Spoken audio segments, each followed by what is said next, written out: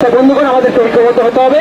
আমাদের ঐক্যবদ্ধ হয়ে জাত বর্ণ নির্বিশেষে একাত্মকে আইনকে প্রত্যাহারের জন্য মাঝে মাঝে লড়াই করতে হবে শান্তিপূর্ণভাবে, এবং সাথে সাথে সুপ্রিম কোর্টে যেতে হবে। একটা জিনিস আমাদেরকে কিন্তু ভুল বুঝিয়ে দেওয়া হচ্ছে, আমরা যে বারবার আপনাদের বলছি, এই লড়াইটা শুধু মুসলিমদের লড়াই নয়, এটা আত্মসামাজিক লড়াই। সংবিধানের উপরে আঘাত দিচ্ছে তাই লড়াই, সংবিধানের উপরে আঘাত দিচ্ছে। আপনারা আমাকে ঐক্যবদ্ধ হয়ে আমাদেরকে সংবিধানকে রক্ষা করতে হবে। সুতরাং কেউ যদি ধর্মীয় কাজ করতে চান, আমরা তার ফাঁদে পা দেবো না। বিজেপি তৃণমূল মনে প্রাণে চাইছে এটা ধর্মীয় লড়াই হোক, কারণ ধর্মীয় লড়াই হলে মেরুকরণের রাজনীতি হবে। বিজেপি ভয় দেখাবে, তৃণমূল বলবে বিজেপি চলে এসে আমাদেরকে ভোট দেয়। এরা দুজনে মিলে এরা যে বাইনারি পলিটিক্স, এটাকে এরা সীমাবদ্ধ রাখতে চাইছে। তাই আজকে এই লড়াই আপনাদেরকে মনে রাখতে হবে, আর্থসামাজিক লড়াই। আর সাথে সাথে আপনাদের বলি, শুধু এই লড়াই এখানে থামতে হবে না।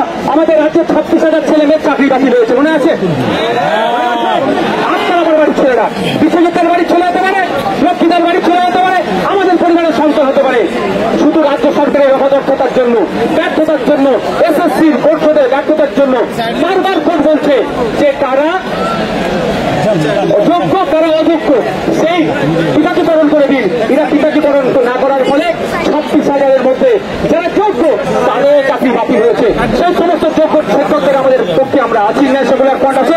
আগামী দিনে রাজপথে কাদের হয়ে তাদের সাথে গলা মিলিয়ে আমরা আবার রাখবো। প্রস্তুত আছেন তো নাকি? আর একটা দুঃখের বিষয়, রাজ্য সরকার বলছে এই আইন আমরা এই রাজ্যে লাগু হতে দেবো না। ভালো কথা, এই রাজ্যে লাগু না হওয়ার জন্য দুটো দিক আছে রাজ্য সরকারের। একটা, সরকারের প্রধান হয়ে সুপ্রিম কোর্টে মামলা করা, উনি এখনো কিন্তু করছেন না। রাস্তাঘাটে পথে ঘাটে যারা আমরা যখন এই আইনের বিরোধিতা করে আন্দোলন করছি, আমাদের উপরে আক্রমণ করছে। আজকে আমাদের ভাঙড়ের উপর দিয়ে ভাঙড়ের সেনারা এখন এসে পৌঁছায়নি, এইরকম হতে পারে।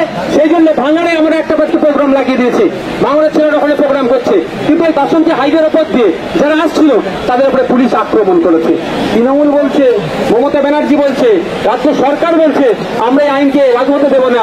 আর আমরাও কি বলছি না, এই আইনকে লাগু হতে দেবো না। তো তাহলে আমাদের দুজনের সুর কি আলাদা? দুজনের সুর তো এক, তাহলে আমাদের উপরে আক্রমণ হলো কেন? আমাদের আটকাতে হলে কেন? এই বললাম না, যখনই রাজ্য সরকার চাপে পড়ে দিল্লিগামী ফ্লাইট ধরে, কোন দাদা দিদির সাথে কি সেটিং হয়ে যায় বোঝা মুশকিল। তো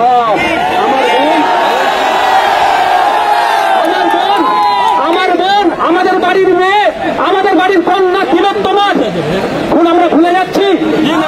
সেই সময়ও যারা দায়িত্ব ছিল তদন্তের, সিবিআই, অমিত শাহজির দপ্তর, সব গোল মিলিয়ে গেল। তো দাদা দিদি একে অপরের পরিপূরক, আমাদের সজাগ থাকতে হবে। আমাদের আজকের আন্দোলন নয় এটা, আমাদের আন্দোলন প্রয়োজনে 6 মাস 1 বছর চালিয়ে দিতে হবে। গণতান্ত্রিক প্রক্রিয়ায় আমি এখানে আবারও বলছি, যেখানে শান্তিপূর্ণ আন্দোলন হবে না সেখানে আইএসএফ থাকবে না, যেখানে শান্তিপূর্ণ আন্দোলন হবে সেখানে আইএসএফ উপস্থিত থাকবে। আমরা রাজ্য আমাদের, দেশ আমাদের, এই আইন আমাদের, সংবিধান আমাদের, আমাদের জন্যই তৈরি হয়েছে। তো সরকার জোর দেখিয়ে যদি কেউ সংবিধানের আইনকে পরিবর্তন করতে কেউ চায়, আমরা গণতান্ত্রিক প্রক্রিয়াতে মাঠে ময়দানে থেকে গণতান্ত্রিক প্রক্রিয়াতে এবং কোর্টে গিয়ে, সুপ্রিম কোর্টে গিয়ে এই আইন পরিবর্তন করাবো। আমার একটা কথা, সংবিধানের প্রণেতা, ড্রাফটিং কমিটির চেয়ারম্যান বাবা সাহেব আম্বেদকরের আজকে জন্মদিন। তিনি আমাদেরকে তার দায়িত্ব নিয়ে যে পৃথিবীর সর্ববৃহত্তর লিখিত সংবিধান দিয়ে গেছে, সেই মহামানুষের আজকে জন্মদিন। আজকে আমাদের ইন্ডিয়ান সেকুলার ফ্রন্টের পক্ষ থেকে তাকে আমরা বিনম্র শ্রদ্ধা জানাচ্ছি, এবং তার দেখানো পথকে, তার আদর্শকে, বিভিন্ন মানুষের যে মহামানুষের আদর্শকে নিয়ে আমরা এগিয়ে যাই, তাদের মধ্যে একজন হচ্ছে বাবা সাহেব আম্বেদকর। আপনাদের বলবো, সংবিধান বাড়িতে রাখুন, সংবিধান পড়ুন, আর্টিকেলগুলো দেখুন, অনুচ্ছেদগুলো দেখুন, তাহলে আপনার অধিকার কেউ কেড়ে নিতে পারবে না। এটা যুক্তরাষ্ট্র যুক্তরাষ্ট্র পরিকাঠামোতে আঘাত দিচ্ছে, শুধুমাত্র মুসলিমদের অধিকার নয়, সংবিধানের উপর আঘাত দিচ্ছে, যুক্তরাষ্ট্র পরিকাঠামোর উপর আঘাত দিচ্ছে। এটা আমরা কোনোদিন মেনে নেব না।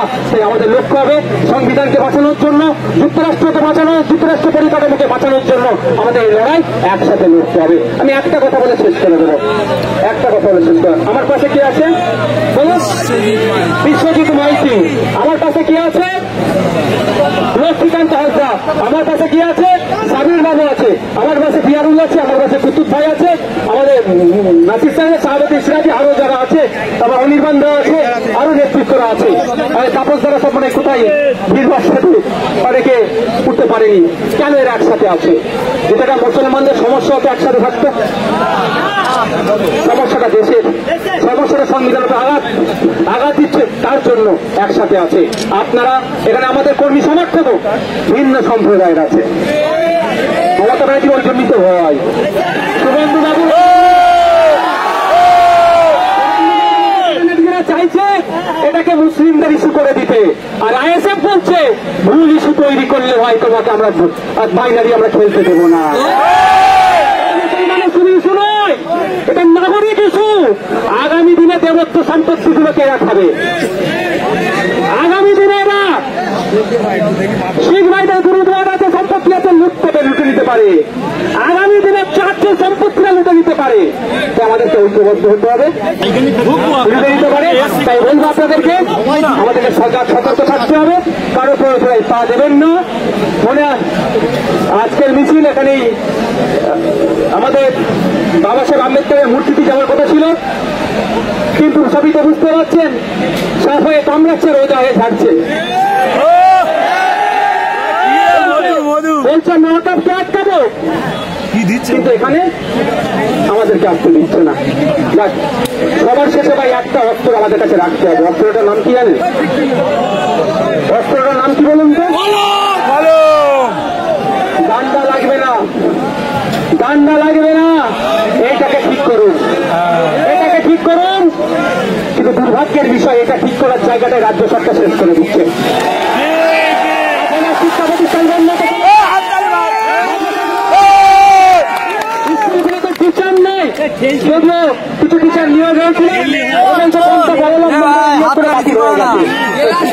করতে হবে, যোগ্যদেরকে স্কুলে পৌঁছাতে হবে, জঙ্গল অধিকার ফিরিয়ে দিতে হবে,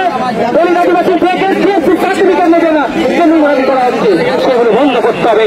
পরিশেষে আবারও বলছি, রাজ্য পুলিশের ডিজি বলছে শামশেরগঞ্জ অস্ত্র এলাকায় শান্তি ফিরে এসেছে। ওয়েল অ্যান্ড গুড, ওনার কথাকে সমর্থন জানিয়ে বলছি, আমরাও চাই শান্তি ফিরে আসুন। কিন্তু যেমন শান্তি ফিরে আসছে তখনই হবে যখন মন্দিরের ঘন্টাটা শামশেরগঞ্জে ঠিকঠাক বাজবে, যখন মসজিদের আজানটা ঠিকঠাক হবে শামশেরগঞ্জে, তখনই জানবে শান্তি ফিরে এসেছে। তখনই আমি বলবো শামশেরগঞ্জের এক মুসলিম মানা বলতে পারে রাতের ডুপ্লিকেট কেস করেছে, অত্যাচার চালিয়েছে বা প্রশাসনের কেস করেছে, অত্যাচার চালিয়েছি, এটা বলা যখন বন্ধ হবে তখনই জানবো শান্তি ফিরে এসেছে। তখনই আমি জানবো শান্তি ফিরে এসেছে যখন বৈষ্ণবনগরে যারা গিয়েছে তারা নাকি তাদের অভিযোগ তাদেরকে অত্যাচার হয়েছে, বৈষ্ণবনগর থেকে তারা তাদের মাতৃভূমিতে যখন ফিরে আসবে তখন অর্থাৎ স্বীকৃতি স্বীকার করবে শান্তি ফিরে এসেছে। মন্দির মসজিদে আপনার ঘন্টা থেকে আজান যাতে দ্রুত হয় তার ব্যবস্থা হোক, এবং সাথে সাথে আমাদের যার ভাইরা ক্ষতিগ্রস্ত হয়েছে রাজ্য সরকার দায়িত্ব নিয়ে তাদের ক্ষতিপূরণ করুন।